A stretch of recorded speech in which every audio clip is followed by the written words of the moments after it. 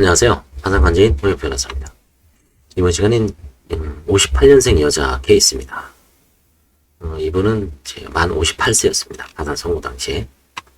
보정명령에 이제 관제인이 추가로 요구한 게 이런 게 있습니다. 배우자 개인별 토지 소유랑 부동산 취득에 관한 경위 진술서, 배우자 소유 부동산 등기부등본의 부채증명.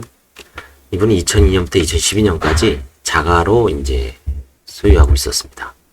그러다가 2012년도에 이제 안 좋아져서 보증금 3천에 60으로 옮겼고요. 2013년부터 파산 선고 당시 2016년까지는 배우자 명의의 보증금 1000에 월 65로 살고 있었습니다. 이분은 아마 숙녀복 매장을 하신 것 같아요. 2004년에서 2014년 3월 사이에 숙녀복 의류 도수매 시장에서 보증금 1300에 월 88만원, 뭐 동대문이나 남대문 같은 데서 하셨겠죠. 2014년부터 현재까지, 그러니까 파산 선고 당시인 2016년까지는 의류 판매 아르바이트로 월 한 100 정도 미만으로 벌고 있습니다. 배우자의 가정경제에 대한 방관으로 채무자가 자녀들의 학비와 생활비를 책임지기 위하여 의류 도소매업을 시작하였으나 운영 부진으로 채무를 부담하게 되었고, 현재는 이제 배우자도 중풍으로 근로 능력을 완전히 상실했고요. 개인회생을 시도했으나 실패 후 파산에 이르렀다. 채무자도 한 10회 정도 변제했다가 그만둔 것 같습니다. 남편은 60세로 공인중개사, 딸은 28, 딸 27. 총 채무가 1억 1000입니다. 한가 재산 없고요. 과거 5년 동안 처분한 재산을 조사해 보니까 파산 선고 직전인 4년 전에 아파트 빌라를 주택을 매도했지만 사용 내역서를 조사해 보니까 새마을금고에서 1억 1000만원 빚을 변제하고요. 개인 채무, 그 다음 이제 남대문 시장의 어떤 거래처 결제대금으로 사용한 것 같습니다. 또 빌라도 하나 또 처분한 게 있습니다. 1억 7300에 신우이 남편의 부탁으로 명의 신탁으로 수유하던 중 그 신우이 남편 부인에게 이전했다.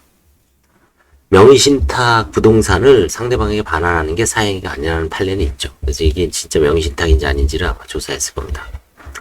배우자 재산은 특별한 건 없고요. 배우자는 이제 땅이 있습니다. 땅이 있는데 이것도 타인의 명의 신탁 재산이라고 주장을 하고 있습니다. 채무자 부동산 처분 내용 및 자금 사용처를 심도 있게 조사했습니다. 2억 4,800만 원을 매각을 했는데 새마을금고 근저당 처분 1억 1000만 원을 제한 나머지 1억 3천만 원은 채무자가 사업을 운영하면서 거래처 결제대금 및 개인 사채를 변제하는데 전부 사용한 것 같습니다. 매도 당시는 지급불능 시점은 아니죠. 실제 폐업은 2014년이지만 고율의 개인 사채를 변제하는 행위는 채무자로서는 당시 불가피했으며 일부 자금은 사업을 지속하기 위해 결제대금으로 사용했고, 이는 부의권 행사의 소극적 요건에 해당하므로 관제인은 부인적으로 과감하게 포기를 했습니다.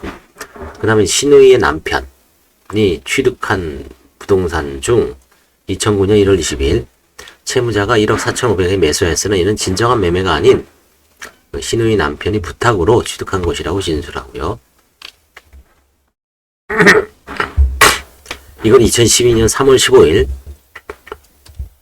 신우이에게 매도했습니다. 이건 이제 원상회복한 거죠. 신우이 남편이니까 그 부부에게 돌려준 거죠. 명의신탁 부동산이 원상회복, 그쵸? 채무자의 진술이 신빙성이 의문이 있을 수는 있습니다만 부동산을 매도하여 현재 이를 채무자 내지 배우자 명의로 은닉한 정황은 발견할 수 없습니다. 그래서 채무자 진술대로 명의신탁 부동산이 원상회복 이전으로 부인권 행사는 불가능하다고 판단됐습니다. 가끔 이런 주장을 하는 경우가 있죠. 명의신탁 부동산이 원상회복, 이 부인권 행사는 불가능하다. 이걸 잘 알아두시기 바랍니다. 그다음에 이제 배우자의 재산도 좀 조사했습니다. 배우자도 제주도인가요? 대지, 임양, 목장용지 등 6필지를 소유하고 있습니다. 공시지가는 뭐 2억 4천이나 시가는 한 뭐 4, 5억 될 수도 있죠.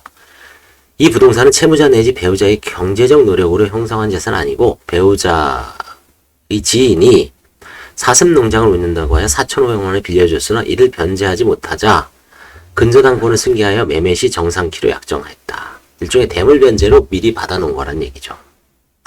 6필지 부동산에 대해 전 소유자의 채권자가 가압류 중이고 배우자 명의로 소유권 이전 후 배우자의 채권자들이 가압류 중이고 전 소유자를 채무자로 하여 공동담보로 6억 원의 근저당권이 설정되어 있습니다.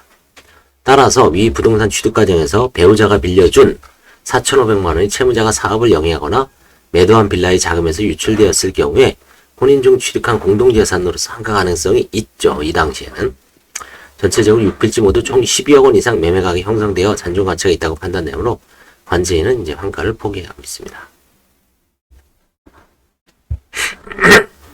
아울러 추후에 배우자도 파산을 했을 때 배우자의 채권자들이 권리 행사를 하는 게 타당하죠. 그래서 이럴 때는 배우자의 재산은 이제 배우자가 아직 파산 들어가지 않았을 때는 함부로 건들지 말라. 이게 이제 뭐 법원에서 가끔 그런 경우가 있습니다.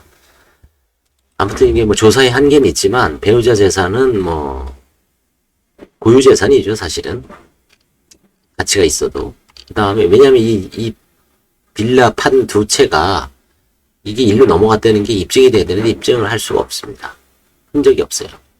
그리고 이 사건에서 가장 중요한 거는 명의신탁 부동산이 원상회복 이전은 부인권 행사가 불가능하다는 점. 그 점을 잘 알아두시기 바랍니다. 감사합니다.